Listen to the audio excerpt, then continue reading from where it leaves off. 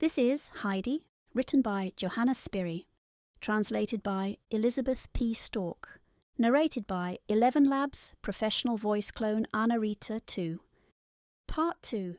Heidi makes use of her experience. Chapter 15. Preparations for a journey. The kind doctor who had sent Heidi home to her beloved mountains was approaching the Sesaman residence on a sunny day in September. Everything about him was bright and cheerful, but the doctor did not even raise his eyes from the pavement to the blue sky above. His face was sad, and his hair had turned very grey since spring. A few months ago the doctor had lost his only daughter, who had lived with him since his wife's early death. The blooming girl had been his only joy, and since she had gone from him, the ever-cheerful doctor was bowed down with grief. When Sebastian opened the door to the physician, he bowed very low, for the doctor made friends wherever he went. "I am glad you have come, doctor," Mr. Sesaman called to his friend as he entered. "Please let us talk over this trip to Switzerland again. Do you still give the same advice now that Clara is so much better?" "What must I think of you, Sesaman?" replied the doctor, sitting down. "I wish your mother was here. Everything is clear to her, and things go smoothly then.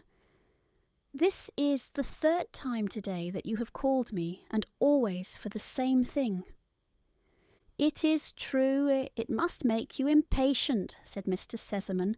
Laying his hand on his friend's shoulder, he continued, "I cannot say how hard it is for me to refuse Clara this trip. Haven't I promised it to her, and hasn't she looked forward to it for months? She has borne all her suffering so patiently, just because she had hoped to be able to visit her little friend on the Alp. I hate to rob her of this pleasure. The poor child has so many trials and so little change." "But, Sesaman, you must do it," was the doctor's answer. When his friend remained silent, he continued, "Just think what a hard summer Clara has had. She never was more ill, and we could not attempt this journey without risking the worst consequences. Remember, we are in September now, and though the weather may still be fine on the Alp, it is sure to be very cool. The days are getting short, and she could only spend a few hours up there if she had to return for the night. It would take several hours to have her carried up from Ragaz. You see yourself how impossible it is. I shall come in with you, though, to talk to Clara, and you'll find her sensible. I'll tell you of my plan for next May. First, she can go to Ragaz to take the baths. When it gets warm on the mountain, she can be carried up from time to time. She'll be stronger then, and much more able to enjoy those excursions than she is now.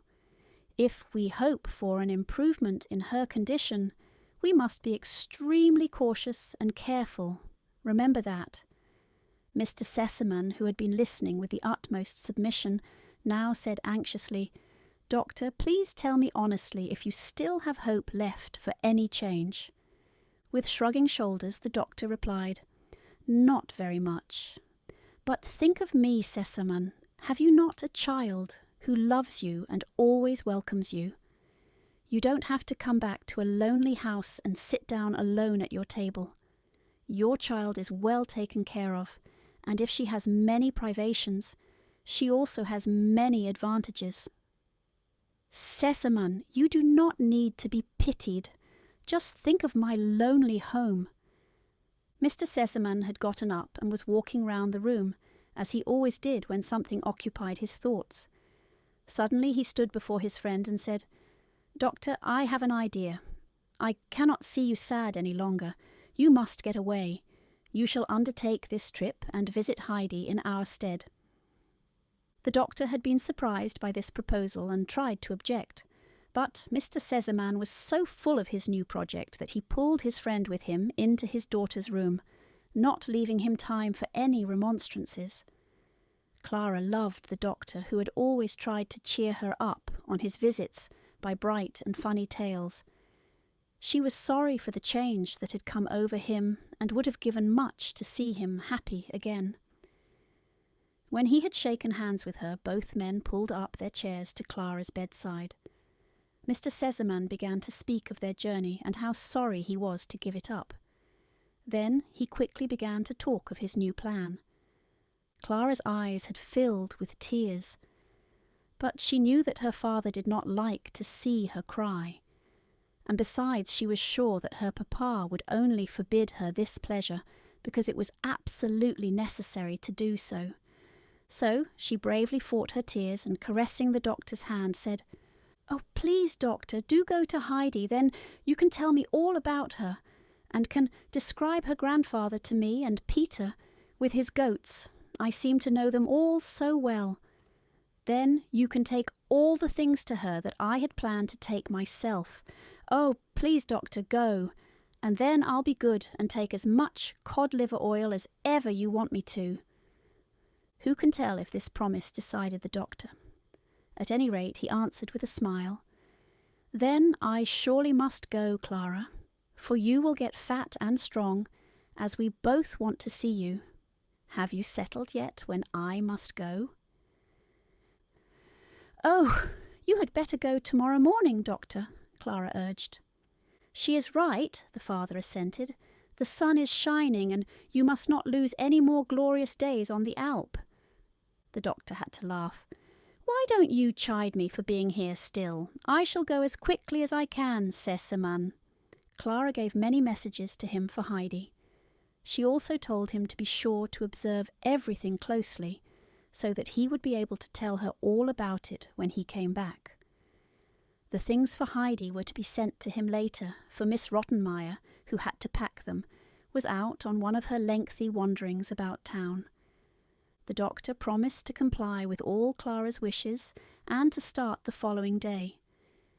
Clara rang for the maid and said to her when she arrived, "Please, Tinette, pack a lot of fresh soft coffee cake in this box." A box had been ready for this purpose many days. When the maid was leaving the room, she murmured, "That's a silly bother." Sebastian, who had happened to overhear some remarks, asked the physician when he was leaving to take his regards to the little miss, as he called Heidi.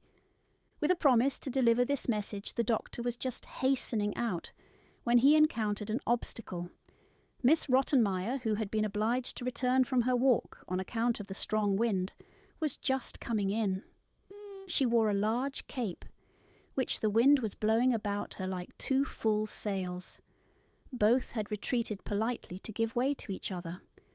Suddenly the wind seemed to carry the housekeeper straight towards the doctor, who had barely time to avoid her. This little incident, which had ruffled Miss Rottenmeier's temper very much, gave the doctor occasion to soothe her, as she liked to be soothed by this man, whom she respected more than anybody in the world. Telling her of his intended visit, he entreated her to pack the things for Heidi as only she knew how. Clara had expected some resistance from Miss Rottenmeier about the packing of her presents. What was her surprise when this lady showed herself most obliging and immediately, on being told, brought together all the articles. First came a heavy coat for Heidi, with a hood, which Clara meant her to use on visits to the grandmother in the winter. Then came a thick warm shawl and a large box with coffee cake for the grandmother. An enormous sausage for Peter's mother followed, and a little sack of tobacco for the grandfather. At last a lot of mysterious little parcels and boxes were packed, things that Clara had gathered together for Heidi. When the tidy pack lay ready on the ground, Clara's heart filled with pleasure at the thought of her little friend's delight. Sebastian now entered, and putting the pack on his shoulder, carried it to the doctor's house without delay.